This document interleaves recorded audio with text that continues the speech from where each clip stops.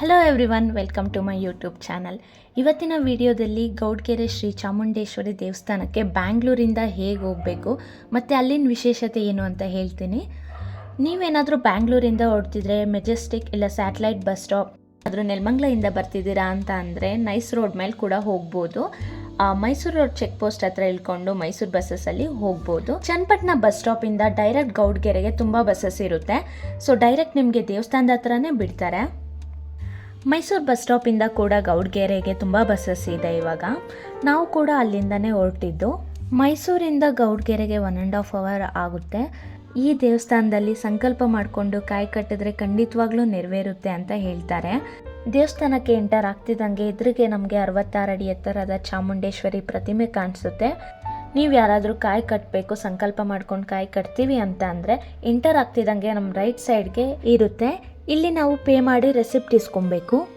ಕಾಯಿ ಮಾತ್ರ ಅಲ್ಲ, ನೀವು ಯಾವುದೇ ಸೇವೆ ಮಾಡಿಸ್ಬೇಕು ಅಂತ ಅಂದರೂ ಇಲ್ಲೇ ರೆಸಿಪ್ಟ್ ಇಸ್ಕೊಬೇಕು. ಅಮ್ಮನವರಿಗೆ ಅಭಿಷೇಕ, ಬಸಪ್ಪನವರ ಪಾದ ಪೂಜೆ ಇಲ್ಲ ಉಪ್ಪಿನ ಸೇವೆ, ಎಲ್ಲ ಸೇವೆಗೂ ಇಲ್ಲೇ ರೆಸಿಪ್ಟ್ ಇಸ್ಕೊಬೇಕು. ನೀವು ರೆಸಿಪ್ಟ್ ಇಸ್ಕೊಂಡು ಹಾಗೆ ಸ್ವಲ್ಪ ಮುಂದೆ ಬಂದರೆ ನಿಮಗೆ ರೈಟ್ ಸೈಡಲ್ಲೇ ಕಾಯಿ ಕೊಡ್ತಾರೆ. ಆ ರೆಸಿಪ್ಟ್ ಕೊಟ್ಟರೆ ನಿಮಗೆ ಕಾಯಿ ಕೊಡ್ತಾರೆ. ಇಲ್ಲಿ ರೈಟ್ ಸೈಡಿಗೆ ಹೋಗಬೇಕು. ಇಲ್ಲಿ ಕಾಯಿ ಇಸ್ಕೊಂಡ್ಮೇಲೆ ನೀವು ಮೇಲೆ ಹೋಗ್ಬೇಕಲ್ಲಿ ಚಾಮುಂಡೇಶ್ವರಿ ದೇವಿ ಹತ್ರ ಹೋದರೆ ನಿಮಗೆ ಕಾಯಿ ಇಸ್ಕೊಂಡು ನಿಮ್ಮ ಕಾಯಿನ ಅಲ್ಲಿ ದೇವಿ ಹತ್ರ ಆಶೀರ್ವಾದ ಮಾಡಿ ಕೊಡ್ತಾರೆ.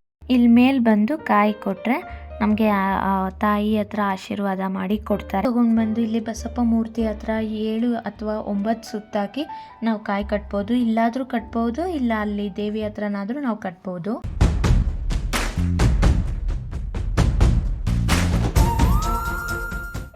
ಇದು ಮೊದಲಿನ ಬಸಪ್ಪನವರ ಮೂರ್ತಿ. ಅಲ್ಲೇ ಆಪೋಸಿಟ್ಟು ಚಾಮುಂಡೇಶ್ವರಿ ಅಮ್ಮನವರ ಗರ್ಭಗುಡಿ ಕೂಡ ಇದೆ. ಅಲ್ಲಿ ಹೋಗಿ ಮತ್ತೆ ನೀವು ಹಿಂದೆ ಹಂಗೆ ಬಂದರೆ ಇಲ್ಲಿ ಆಂಜನೇಯ ಸ್ವಾಮಿ ಮೂರ್ತಿ ಇದೆ. ಇಲ್ಲಿ ಎಲ್ಲರೂ ಕಾಯಿನ್ ಅಣಿಸ್ತಾ ಇದ್ರು. ಆಂಜನೇಯ ಸ್ವಾಮಿಗೆ ನಮಸ್ಕಾರ ಮಾಡಿಕೊಂಡು ಹಾಗೆ ಈಚೆ ಬಂದರೆ ಇಲ್ಲಿ ಒಂದು ಚಿಕ್ಕ ಗುಹೆ ಥರ ಮಾಡಿದ್ದಾರೆ. ಇದಕ್ಕೆ ಎಂಟ್ರಿ ಫೀಸ್ ಬಂದು 50 ರೂಪೀಸ್. ನೀವು ಬಸಪ್ಪನ ನೋಡಬೇಕು ಅಂತ ಅಂದರೆ ಇಲ್ಲಿ ರೈಟ್ ಸೈಡ್ ಈ ಗುಡಿಲಿ ಇರ್ತಾರೆ, ಅಲ್ಲಿ ಹೋಗಬೇಕು. ಇಲ್ಲಿ ಉಪ್ಪಿನ ಸೇವೆ ಕೂಡ ಮಾಡ್ತಾಯಿದ್ರು. ಈ ದೇವಸ್ಥಾನದಲ್ಲಿ ಪ್ರತಿನಿತ್ಯ ಅನ್ನದಾನ ನಡೀತಾನೆ ಇರುತ್ತಂತೆ. ದೇವಸ್ಥಾನದಿಂದ ಹೊರಗೆ ಬರ್ತಾ ಇಲ್ಲೇ ರೈಟ್ ಸೈಡಲ್ಲಿರೋ ವಿಶೇಷತೆ ಇದೆ. ಈ ದೇವಸ್ಥಾನದಲ್ಲಿ ಕಾಯಿ ಕಟ್ಟಿ ಸಂಕಲ್ಪ ಮಾಡ್ಕೊತಾರೆ, ಉಪ್ಪಿನ ಸೇವೆ ಮಾಡ್ತಾರೆ, ಬಸಪ್ಪನವ್ರ ಹತ್ರ ವರ ಕೇಳ್ತಾರೆ. ಇನ್ನು ಭಾನುವಾರ ಬಂದರೆ ಬಸಪ್ಪನವರ ತಲೆ ಮೇಲಿಂದ ನೀರು ಹಾಕಿಸ್ತಾರೆ. ಶುಕ್ರವಾರ, ಮಂಗಳವಾರ ಮತ್ತು ಭಾನುವಾರ ವಿಶೇಷ ದಿನ.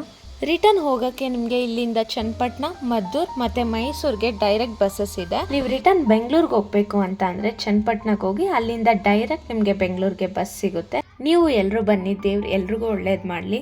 ನಿಮ್ಗೇನಾದರೂ ಟ್ರಾನ್ಸ್ಪೋರ್ಟ್ ಇಲ್ಲ ಅಲ್ಲಿನ ಸೇವೆದೇನಾದರೂ ಡೌಟ್ ಇದ್ದರೆ ಕಮೆಂಟ್ ಬಾಕ್ಸಲ್ಲಿ ಕಮೆಂಟ್ ಮಾಡಿ. ಇದಾಗಿತ್ತು ಇವತ್ತಿನ ವಿಡಿಯೋ. ಇಷ್ಟ ಆದರೆ ಲೈಕ್, ಶೇರ್ ಆ್ಯಂಡ್ ಸಬ್ಸ್ಕ್ರೈಬ್ ಮಾಡಿ.